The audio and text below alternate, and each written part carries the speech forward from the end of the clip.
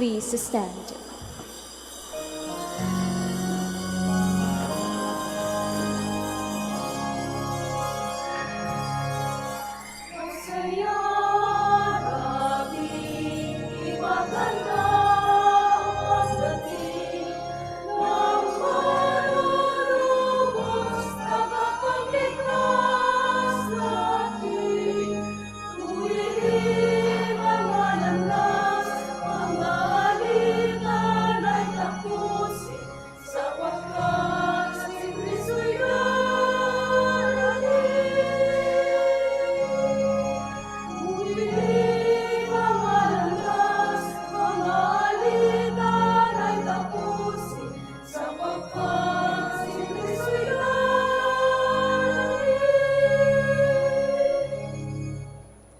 In the name of the Father, and of the Son, and of the Holy Spirit.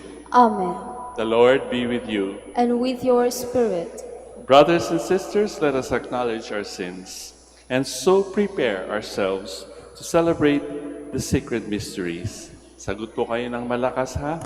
You were sent to heal the contrite of heart. Lord, have mercy. Lord, have mercy. You came to call sinners. Christ, have mercy. Christ, have mercy. You are seated at the right hand of the Father to intercede for us. Lord, have mercy. Lord, have mercy. And may Almighty God have mercy on us, forgive us our sins, and bring us to everlasting life. Amen. Let us pray. Almighty and merciful God, may no earthly undertaking hinder those who set out in haste to meet your Son, but may our learning of heavenly wisdom gain us admittance to his company, who lives and reigns with you in the unity of the Holy Spirit, God, forever and ever. Amen. Please be seated. From Isaiah's Book of Consolation, we hear God's words for comfort for his people exiled in Babylon. God has forgiven their sins and will bring them back to their homeland. The call to prepare the way of the Lord in the desert is echoed in today's Gospel. A reading from the book of the prophet Isaiah. Comfort. Give comfort to my people, says your God. Speak tenderly to Jerusalem and proclaim to her that her service is at an end. Her guilt is expiated. Indeed, she has received from the hand of the Lord double for all her sins. A voice cries out, "In the desert, prepare the way of the Lord. Make straight in the wasteland a highway for our God. Every valley shall be filled in, every mountain and hill shall be made low. The rugged land shall be made a plain, the rough country a broad valley. Then the glory of the Lord shall be revealed, and all people shall see it together. For the mouth of the Lord has spoken.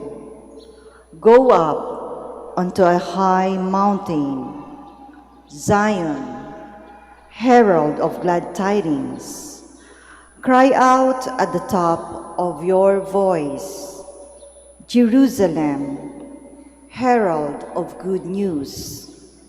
Fear not to cry out, and say to the cities of Judah, here is your God. Here comes with power the Lord God, who rules by his strong arm. Here is his reward with him, his recompense before him. Like a shepherd, he feeds his flock. In his arms, he gathers the lambs, carrying them in his bosom, and leading the ewes with care. The word of the Lord. Thanks be to God.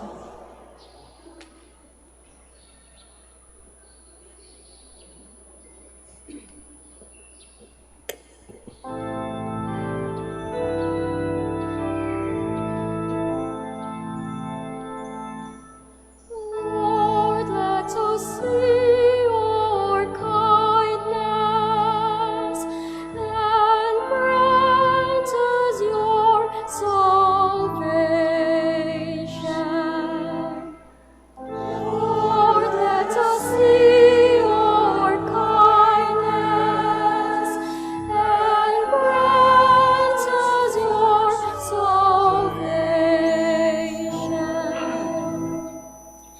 I will hear what God proclaims, the Lord, for he proclaims peace.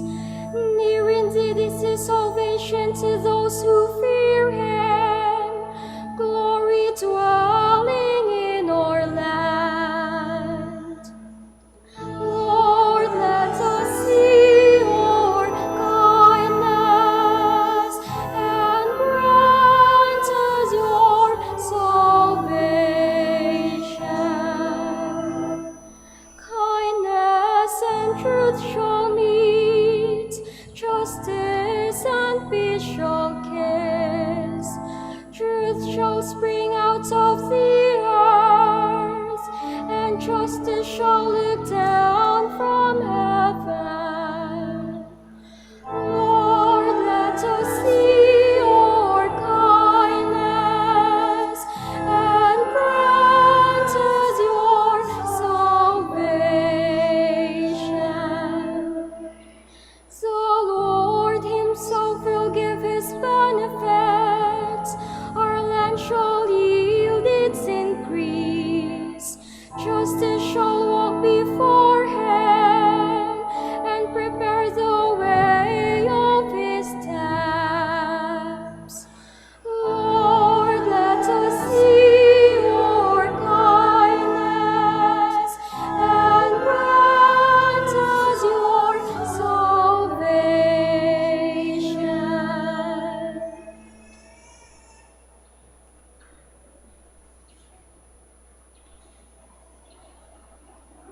Peter pictures the coming of the day of the Lord and instructs us to prepare for this day by repentance and by our holy and devout conduct.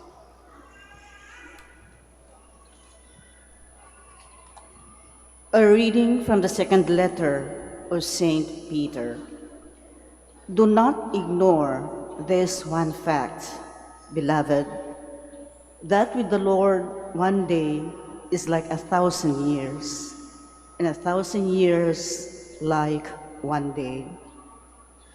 The Lord does not delay his promise, as some regard delay, but he is patient with you, not wishing that any should perish, but that all should come to repentance. But the day of the Lord will come like a thief, and then the heavens will pass away with a mighty roar, and the elements will be dissolved by fire, and the earth and everything done on it will be found out. Since everything is to be dissolved in this way, what sort of persons ought you to be, conducting yourselves in holiness and devotion, waiting for and hastening the coming of the day of God, because of which the heavens will be dissolved in flames and the elements melted by fire. But according to his promise, we await new heavens and a new earth, in which righteousness dwells. Therefore, beloved, since you await these things, be eager to be found without spot or blemish before him at peace. The word of the Lord. Thanks be to God. Please stand.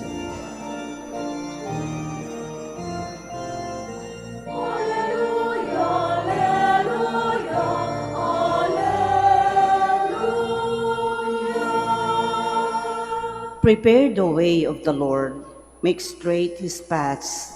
All flesh shall see the salvation of God.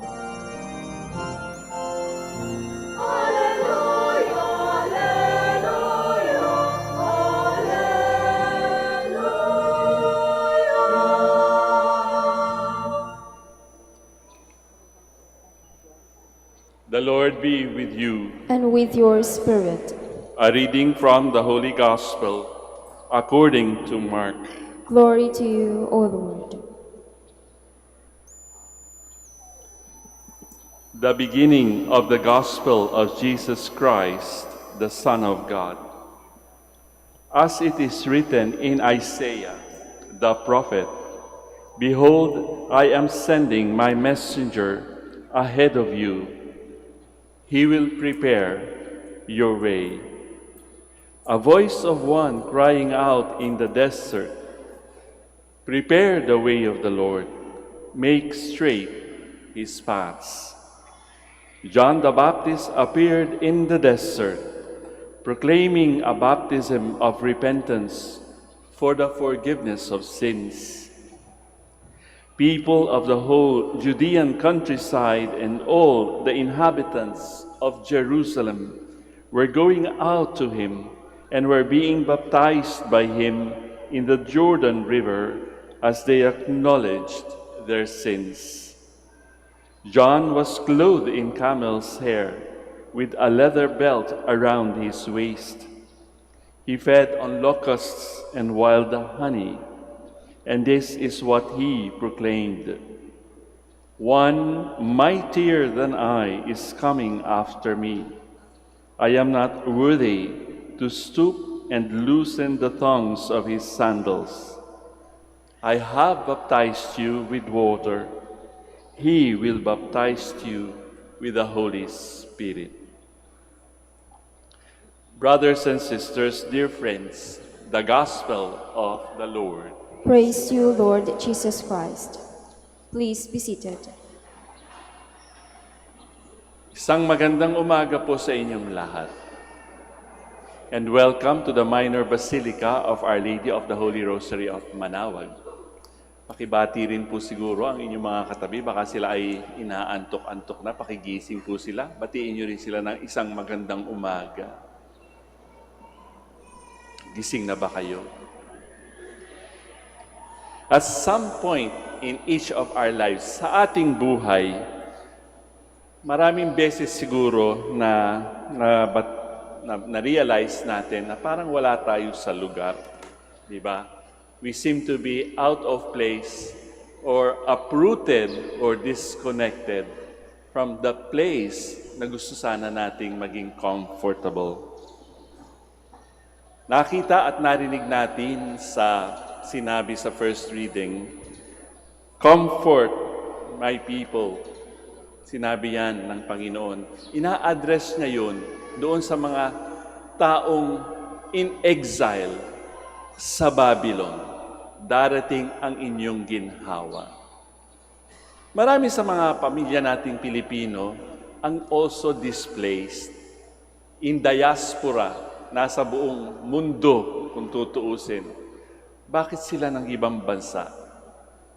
Because they want to give comfort to their families. They were willing to make sacrifices and be uprooted from their own country in order to find meaningful work. Pero hindi lamang yung physical disconnection or being uprooted or being displaced ang sinasabi sa atin, sa ating first reading, sa ating second reading, at sa ating ebanghelyo. Makikita natin ang sinabi ni Mark, the beginning of the Gospel of Jesus Christ, the Son of God. Akala ko ba Pasko ang beginning? Pero hindi. "Behold, I am sending my messenger ahead of you. He will prepare your way. A voice of one crying out in the desert, prepare the way of the Lord, make straight His paths. Pagka sinabi nating desert, wilderness, ilat, hindi siya magandang lugar, mainit. Parang ang ibig sabihin kapag naando ka sa isang lugar na wilderness o forest, wala kang ibang kasama. At ang iyong gusto ay to survive. You either live or die. But John the Baptist emerged from the desert. Ang desert kasi walang buhay kung tutuusin. Makikita natin, we are reminded that the desert is not always a good place to be in. Sa desert, natukso ang ating Panginoon. But let us not forget, while He was in the desert, angels ministered also to Him. Noong sila ay nag-a-apostolate, nagtuturo at nagpo-proclaim ng Kingdom of God, sa dami ng kanilang inaasikaso, sabi ng Panginoon, let us go to far away place and rest a while. So the desert maybe sa unang tingin ay isang mahirap na lugar. Alalahanin din natin, it was also in the desert that the miracle of the loaves, the multiplication of bread, happened in the desert. First, 400 people, and then 5,000 people. So perhaps huwag tayong matakot kapag dumadating din sa ating buhay ang mga disyerto. Maraming images sa nature. In nature, parang lumalarawan o sumasalamin din sa ating buhay. Halimbawa, ang bundok. Medyo mataas ang bundok. Para makarating ka doon sa dulo, mahihirapan ka. Ganon din kapag ikaw ay dumadaan sa isang landas na mabato, di ba? Malubak. Hindi magandang magbiyahe. Ganon din ang wilderness o desert. And today, we are being reminded, hindi natin pwedeng tanggalin ang mga disyerto sa ating buhay. Pero, nangangako ang Panginoon, comfort, O my people, sabi, di ba? Sabi sa first reading, prepare the way of the Lord, make straight in the wasteland a highway for our God. Comfort, give comfort to my people, says your God. Tayo rin, di ba? Sa ating panahon ngayon, sa ating araw-araw na buhay, humihingi din tayo ng comfort sa Panginoon. At yan ang pag-asang ibinibigay sa atin pagka dumarating ang panahon ng Adbyento. Paano ba tayo magiging maginhawa? Ayusin ang ating buhay. Tingnan natin kung saan ang buhay natin ay disconnected. Halimbawa, in your marriage, sometimes you feel disconnected with your partners, with your wives or husbands. Sa ating buhay, kuminsan may hinahanap tayo. Hindi po ba?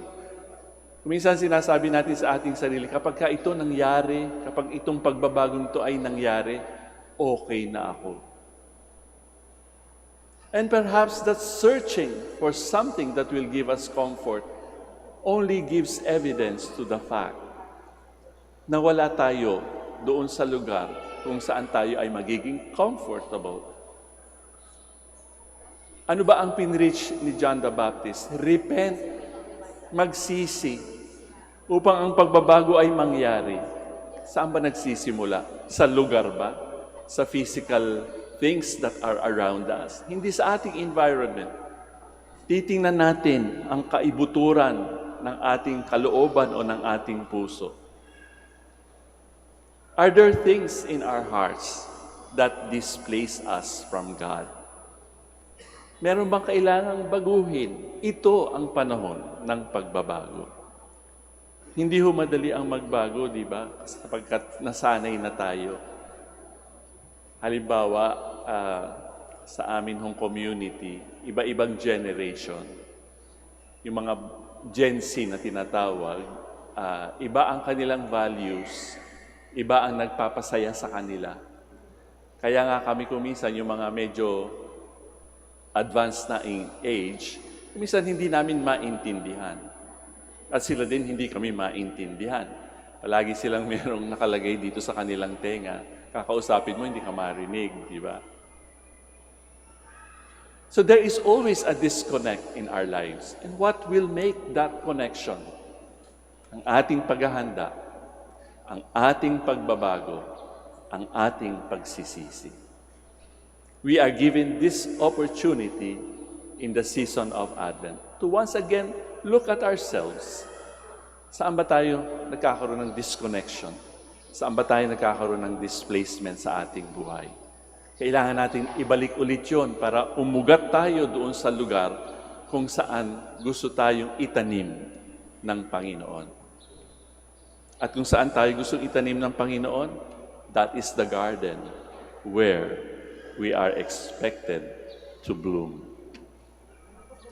We now stand to profess our faith. Sabay-sabay po tayo at lakasan natin ha. I believe in one God, the Father Almighty, maker of heaven and earth, of all things visible and invisible. I believe in one Lord Jesus Christ, the only begotten Son of God, born of the Father before all ages, God from God, light from light, true God from true God, begotten not made, consubstantial with the Father. Through him all things were made. For us men and for our salvation, he came down from heaven, and by the Holy Spirit was incarnate of the Virgin Mary, and became man. For our sake he was crucified under Pontius Pilate.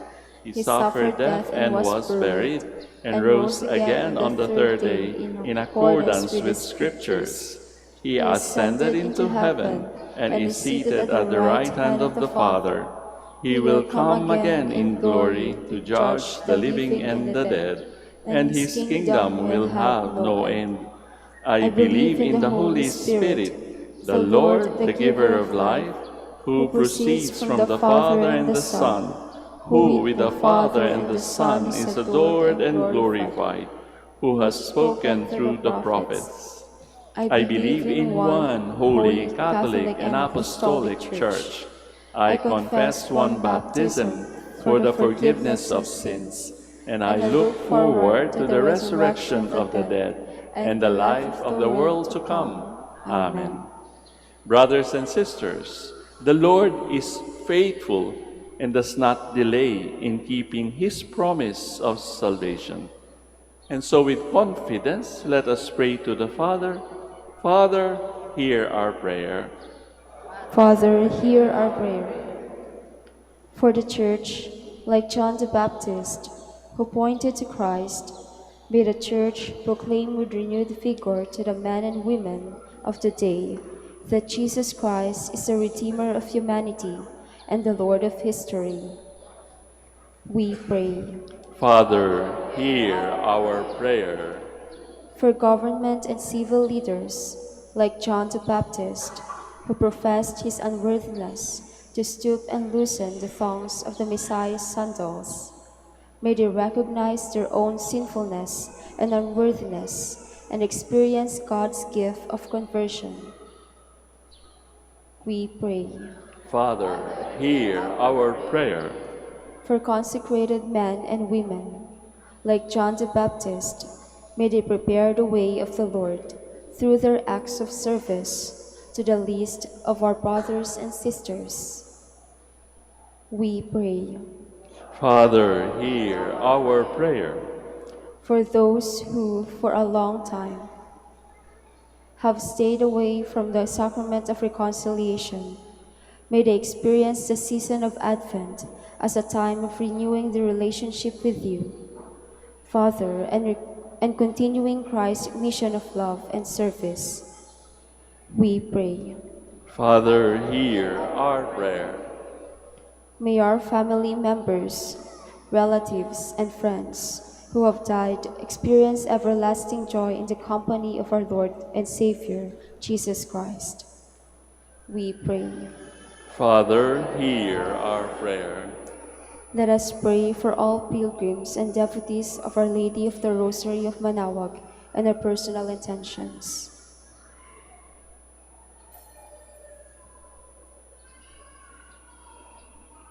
We pray. Father, hear our prayer. Father, without you, we can do nothing for our salvation. Warm our hearts and strengthen our resolve that we may live for you and for one another through Christ our Lord. Amen. Please be seated.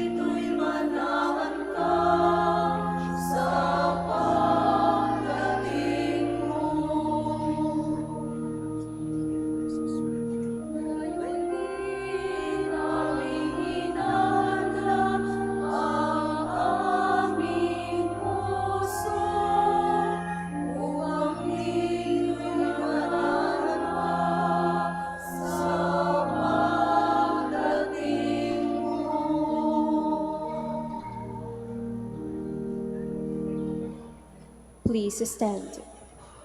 Let us pray, dear friends, that my sacrifice and yours may be acceptable to God, our Almighty Father. May the Lord accept the sacrifice at your hands for the praise and glory of His name, for our good and the good of all His holy Church. Be pleased, O Lord, with our humble prayers and offerings, and since we have no merits to plead our cause, come, we pray, to our rescue with the protection of your mercy, through Christ our Lord. Amen. Sagot po kayo ng malakas, ha? The Lord be with you. And with your spirit, Lift up your hearts. we lift them up to the Lord. Let us give thanks to the Lord our God. It is right and just. It is truly right and just, our duty and our salvation, always and everywhere, to give you thanks, Lord, Holy Father, Almighty and eternal God, through Christ our Lord.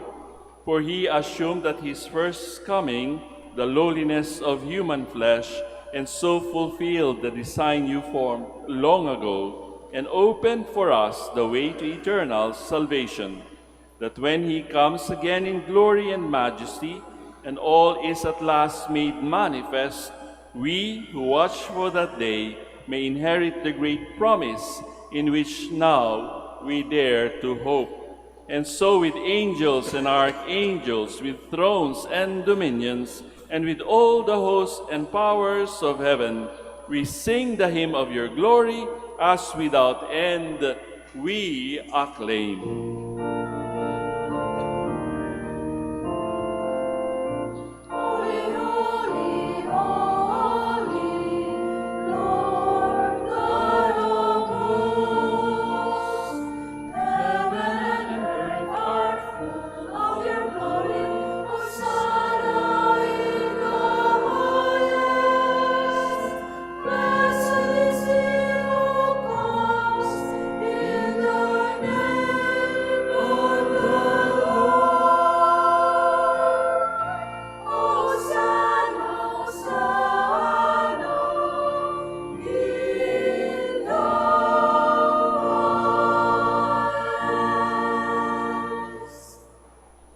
Please kneel. You are indeed holy, O Lord, the fount of all holiness. Make holy, therefore, these gifts, we pray, by sending down your Spirit upon them like the dewfall, so that they may become for us the body and blood of our Lord Jesus Christ. At the time he was betrayed and entered willingly into his passion, he took bread and giving thanks, broke it, gave it to his disciples, saying, "Take this, all of you, and eat of it, for this is my body, which will be given up for you."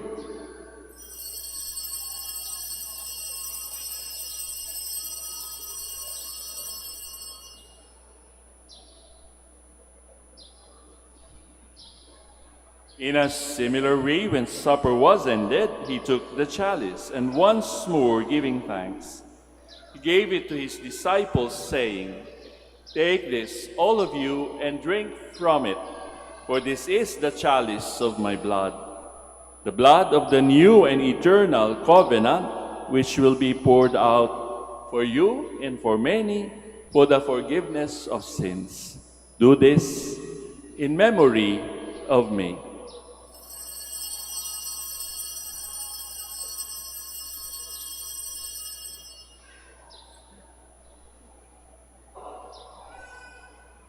The mystery of faith. Save us, Savior of the world, for by your cross and resurrection, you have set us free. Therefore, as we celebrate the memorial of his death and resurrection, we offer you, Lord, the bread of life and the chalice of salvation, giving thanks that you have held us worthy to be in your presence and minister to you. Humbly we pray that partaking of the body and blood of Christ, we may be gathered into one by the Holy Spirit. Remember, Lord, your church spread throughout the world and bring her to the fullness of charity, together with Francis, our Pope, Socrates, our Bishop, Fidelis, his auxiliary bishop, and all the clergy. Remember also our brothers and sisters who have fallen asleep in the hope of the resurrection, and all who have died in your mercy. Welcome them into the light of your face. Have mercy on us all, we pray, that with the Blessed Virgin Mary, Mother of God, Blessed Joseph, her spouse, with the blessed apostles, Saints Dominic and Francis, and all the saints who have pleased you throughout the ages, we may merit to be co-heirs to eternal life, and may praise and glorify you through your Son, Jesus Christ. Through him, and with him, and in him, O God, Almighty Father, in the unity of the Holy Spirit, all glory and honor is yours forever and ever. Amen, amen, amen.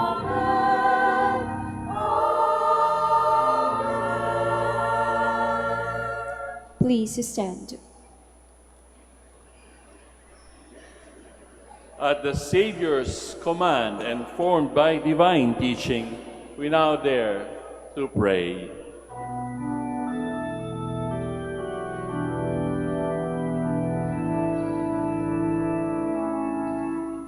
Ama namin, sumasalangit ka, sambahin ang ngalan mo. Mapasain ang kaharian mo, sundin ang loob mo, dito sa lupa para ng sa langit. Bigyan mo kami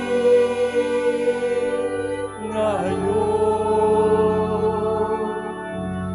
ang aming kakain sa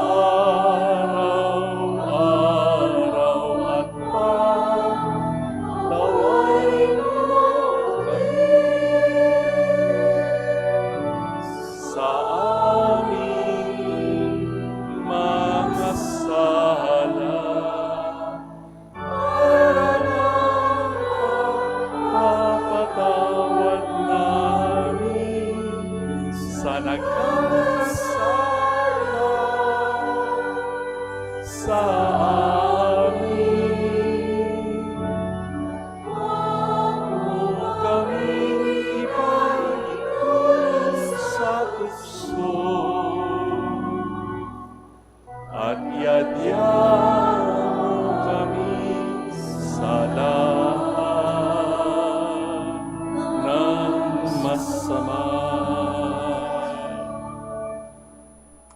Deliver us, Lord, we pray, from every evil. Graciously grant peace in our days, that by the help of your mercy we may be always free from sin and safe from all distress, as we await the blessed hope and the coming of our Savior, Jesus Christ.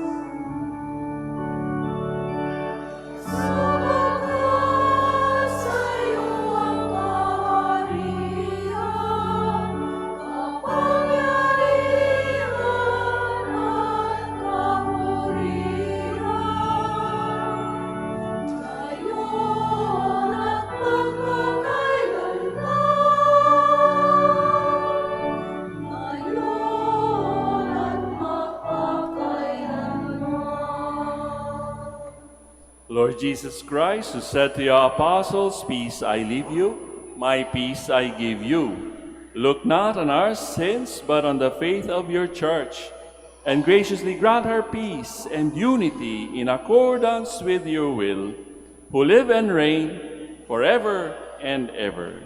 Amen. The peace of the Lord be with you always. And with your spirit. Brothers and sisters, sa pagbibigayan po natin ng sign of peace, baka po pwede naman lagyan natin ng konting liwanag ang ating mga muka sa pamamagitan ng pagngiti sa ating mga babatiin. In today's gospel, pinag-usapan po natin yung disconnection sometimes that we experience in our lives. Kahit hindi ho ninyo kakilala ang inyong mga katabi, kung hindi nyo sila kakilala, nagsisimba rin lamang sila kagaya ninyo, baka yung ating ngiti ay magpaalala sa kanila na hindi sila nag-iisa. Hindi natin alam kung anong disconnection ang maaring nai-experience nila sa mga sandaling ito. And our smiles, our bright faces, could change their attitude towards life. So let us now offer to one another Christ's sign of peace. Sa inyo pong lahat, peace be with you.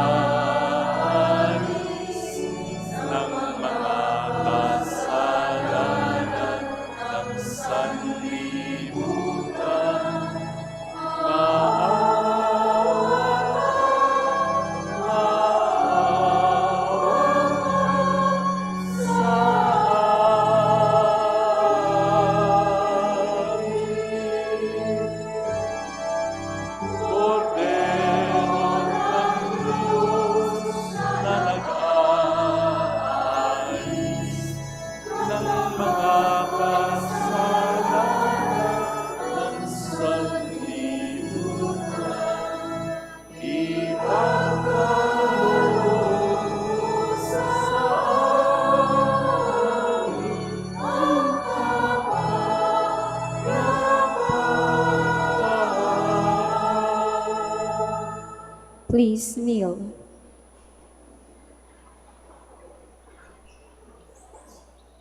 Dear friends, brothers and sisters, behold the Lamb of God. Behold him who takes away the sins of the world. Blessed are those called to the supper of the Lamb. Lord, I am not worthy that you should enter under my roof, but only say the word, and my soul shall be healed.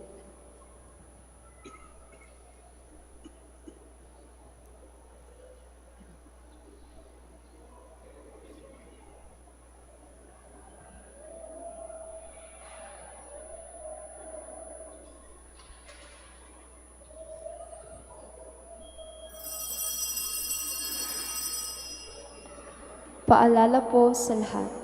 Sa inyong pagtanggap ng communion, pakibaba na po ang face mask. Kapag sinabi sa inyo, Body of Christ, tanggapin na inyong dalawang kamay ang hostya at sumagot ng Amen at isubo na agad ang hostya upang maiwasan po ang pagkahulog nito. Salamat po.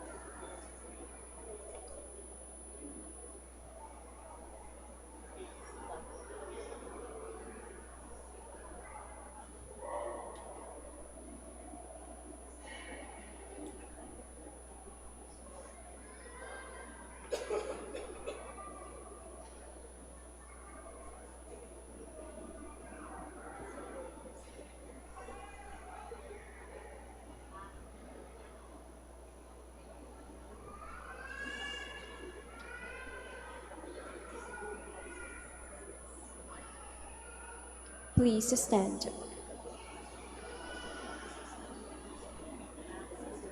Let us pray. Replenished by the food of spiritual nourishment, we humbly beseech you, O Lord, that through our partaking in this mystery, you may teach us to judge wisely the things of earth and hold firm to the things of heaven. Through Christ our Lord. Amen.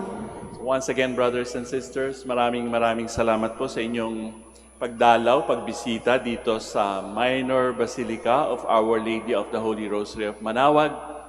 Sana po ay palagi nating alalahanin ang isa't isa sa pag-aalay ng mga panalangin, hindi lamang para sa ating personal na intentions, kundi para sa intentions din ng mga fellow pilgrims natin. We are now on the second week of Advent. Meron pa po tayong isa o dalawa pang weeks of preparation. Kami po dito sa Minor Basilica ay merong kumpisal from 7:30 to 8:30 in the morning from Monday to Friday. Take that opportunity to prepare our hearts for the coming of the Lord. The Lord be with you. And with your spirit. Pabaunan niyo rin po ang inyong mga katabi ng ganyang greeting. The Lord be with you. Bago tayo magkahiwa-hiwalay, pakisabi rin sa kanila, the Lord be with you. And may Almighty God bless you all, the Father, the Son, and the Holy Spirit. Amen. We have offered the Holy Eucharist. We go in peace, glorifying the Lord with our lives. Thanks be to God. Palakpakan po natin ang Panginoon at ang mahal na Birhen. Ngayon naman po ay ating dadasalin as usual ang prayer for the blessing of the sick. Kaya nga kung kayo ay merong nararamdaman sa inyong katawan o sa inyong kalooban, o di kaya kayo ay naandito para ipanalangin ang mga hindi na pwedeng makapunta dito because of their disability, may I invite you to put your right hand over your heart as we pray. God, our Almighty Father, by your blessing, you give us strength and support in our frailty. Turn with kindness toward our sick brothers and sisters. Free them from all illness and restore them to good health in accordance with your divine will and mercy. Through the intercession of Our Lady of the Holy Rosary of Manaoag, so that in the sure knowledge of your goodness, they will gratefully bless your holy name. We ask this through Christ our Lord. Amen. Bless na rin po natin ang inyong mga rosaryo at mga religious articles. In memory of the mysteries of the life, death, and resurrection of our Lord Jesus Christ, and to the honor and glory of the Blessed Virgin Mary, Our Lady of the Holy Rosary of Manaoag, may these rosaries, images, candles, oil, and other religious articles be blessed, and for those who will use them, be made holy too, in the name of the Father, and of the Son, and of the Holy Spirit. Amen.